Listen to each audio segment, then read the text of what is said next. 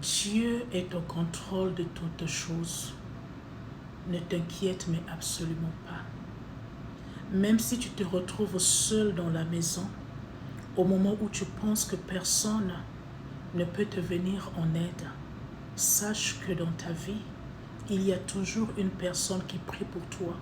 Que toi, tu ne le saches ou pas, il y a toujours une personne quelque part qui pense à toi et qui prie pour toi. Oui, au moment où tu te sentiras vraiment que tu es à la dernière minute, c'est à ce moment que ton téléphone sonnera et que cette personne t'appellera pour prendre tes nouvelles. Et peut-être même pas seulement pour prendre tes nouvelles, mais pour te parler d'une parole édifiante, d'une parole fortifiante. Et toi, tu te diras, ah, vraiment, je me disais que j'étais à la fin, merci de m'avoir appelé. J'ai pensé à toi et toi tu m'as appelé. Non, tu n'as pas seulement pensé à la personne, c'est en fait l'Esprit de Dieu qui t'a déjà avisé et averti que cette personne va t'appeler. Donc ne t'inquiète même pas. Même si dans les pays où nous sommes arrivés, tout semble être difficile, la maladie te colle à la peau, la solitude te colle à la peau, mais sache que ceux qui sont avec Dieu ne sont jamais seuls, parce qu'avec Dieu nous sommes une majorité, avec Dieu nous sommes une force. Il sera toujours là, jamais, il n'est jamais loin de nous. Il n'est jamais en haut ni en bas, mais il est toujours là avec nous. C'est pourquoi il nous demande de l'invoquer au temps de la détresse, afin que lui, il nous réponde, lui, il nous délivre et que nous le témoignions autour de nous. Je suis Françoise Xavier, votre TikTokeuse, votre YouTubeuse, votre Instagrammeuse, maman, aide pédagogique spécialisée en milieu scolaire, songwriter, et puis voilà. Donc, je viens souvent m'adresser dans mes exhortations, surtout aux mamans qui sont déjà dans la quarantaine comme moi-même.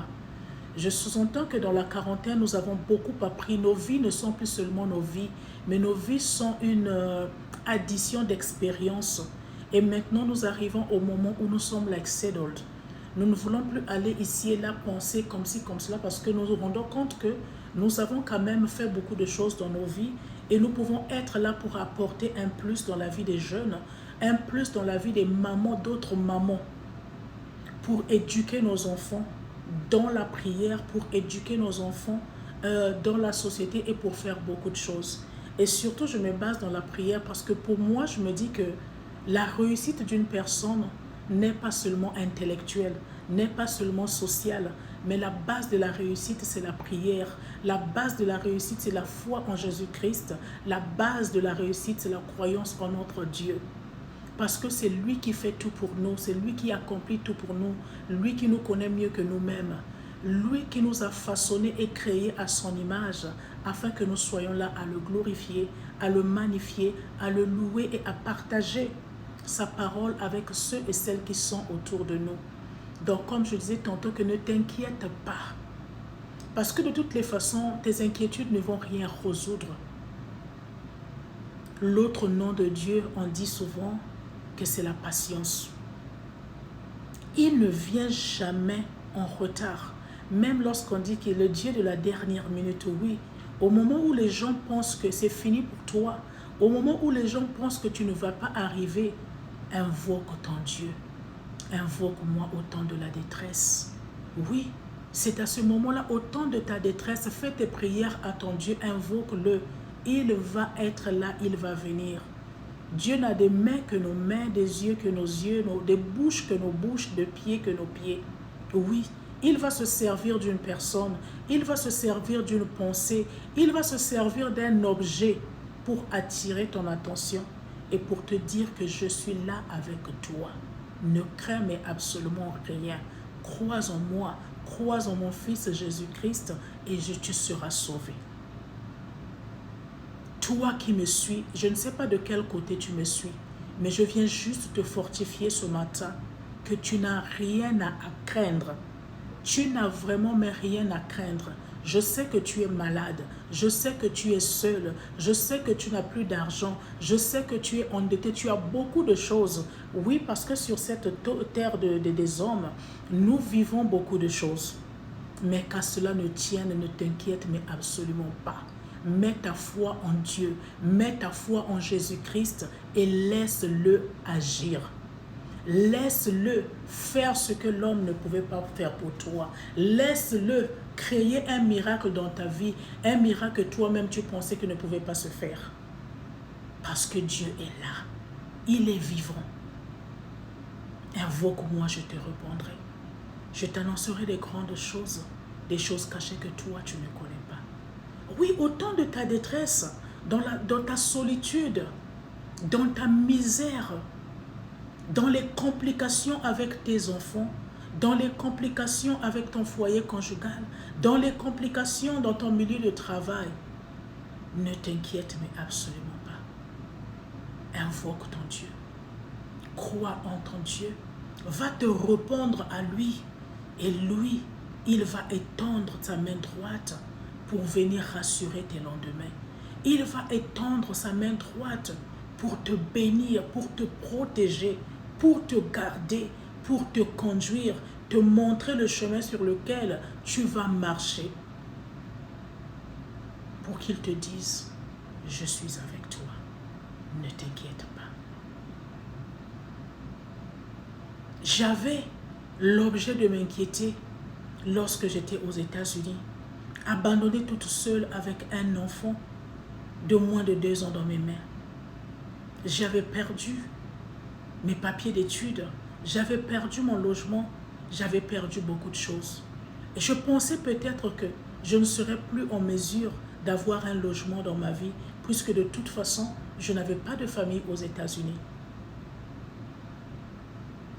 La seule solution, la seule personne qui me restait, c'est de croire en Jésus-Christ, de croire en ce miracle-là, du Dieu de ma jeunesse, du Dieu de mon enfance, le Dieu que mes parents m'avaient montré depuis mon enfance, le Dieu que ma mère m'avait enseigné depuis mon enfance. Je n'avais plus que foi en ce Dieu-là.